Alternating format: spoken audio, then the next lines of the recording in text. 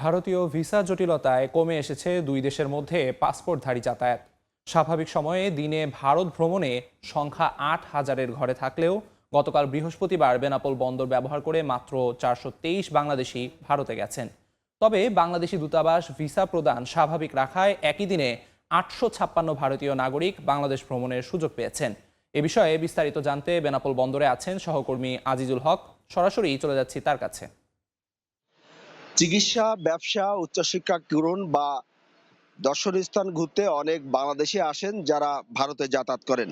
তেমনি অনেক ভারতীয় আছেন যারা কম পয়সায় মেডিকেল পড়াশোনা, দর্শনীয় স্থান ঘুরতে বা ব্যবসার কাজে কিন্তু তারাও বাংলাদেশে আসা যাওয়া করেন।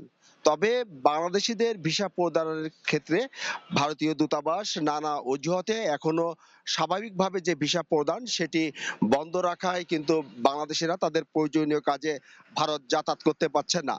স্বাভাবিক সময় প্রতিদিন ৭ থেকে ৮ হাজার পাসপোর্ট যাত্রী ভারত ভ্রমণের সুযোগ পেলেও সবশেষ গতকাল বেনাপোল বন্দর দিয়ে মাত্র ৪২৩ জন বাংলাদেশি আছেন যারা ভারতে ঢুকতে পেরেছেন।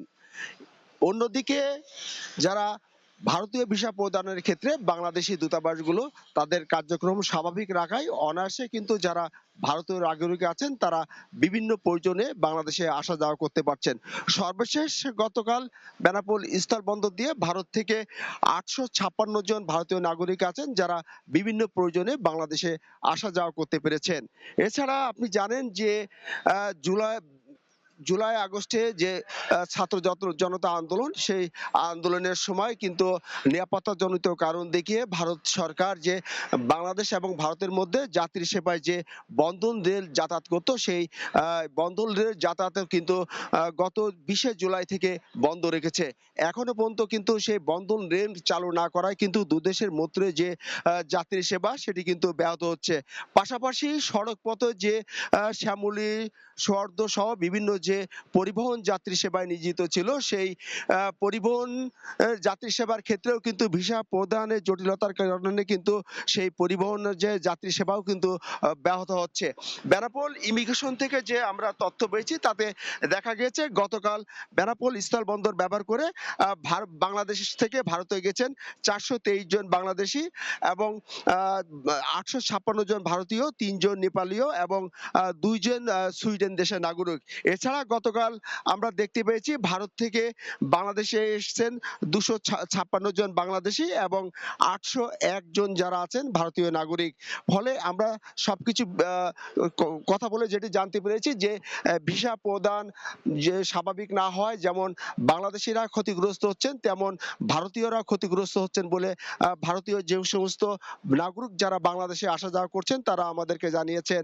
আপনি জানেন যে বেনাপোল স্থলবন্দর ব্যবহার করে যে সমস্ত পাসপোর্ট যাত্রী যাতায়াত করে থাকে এবং এই যাতায়াতের ক্ষেত্রে ভারত সরকার প্রতি বছর প্রায় ২০০ কোটি টাকা এই ভ্রমণ ফি বাবদ আদায় করে থাকে এবং প্রতিদিন ভোর ৬:৩০টায় এই বেনাপোল স্থলবন্দর ব্যবহার করে দুদেশের মধ্যে পাসপোর্ট যাত্রী যাতায়াত শুরু হয় এবং সন্ধ্যা ৬:৩০টায় কিন্তু এই যাত্রী যাতায়াত শেষ হয়ে থাকে।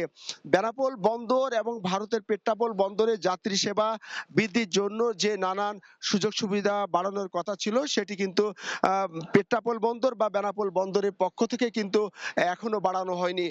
ফলে কিন্তু ভারত যাতায়াতের ক্ষেত্রে কিন্তু যাত্রীদের যে দুর্ভোগ, সেই দুর্ভোগটা কিন্তু এখনো রয়ে গেছে। তো এই ছিল বেনাপোল স্থল বন্দর থেকে যে ভিসা জটিলতায় ভারত এবং বাংলাদেশের যাত্রী উভয় যাত্রীরাই যে নানানভাবে দুর্ভোগ বা হয়রানির শিকার হচ্ছেন তার সর্বশেষ। সরাসরি যুক্ত ছিলাম বেনাপোল বন্দরে।